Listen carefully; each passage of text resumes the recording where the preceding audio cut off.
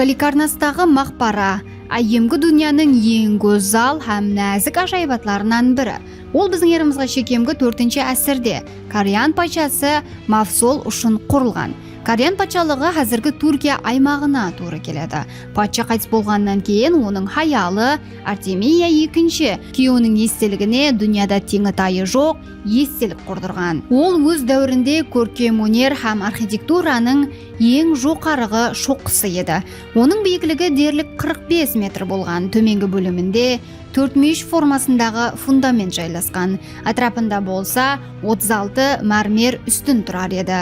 Олардың үстінде пирамида тәрізлі төбе құрылған. Ең жоғарысында болса Мавсол һәм Артемияның ат арбасы мүсіні жайласқан еді. Мүсін һәм диуал безеулері атақлы мүсіншілер Скапос, Бряксис, Тимофей һәм Леохар тарапынан ісленген. Бұл мақпара грек, парсы һәм мысыр архитектуралық ұсулларын өзінде жәмлегенлігіменен ажыралып тұрады. Оның ішкі тарапы алтын нақыслар һәм мүсілдер менен безелген.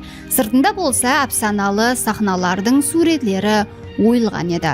Ол тек қана жерлеу орны емес, ал Мавсолдың күші һәм байлығын сәулелендіруші символға айланған. Әсірлер дауамында ол өз халын сақлап келген. Бірақ біздің эрамыздың 12-ші әсірінде жүз берген жер сілкінулер оны бүткілдей вайран еткен.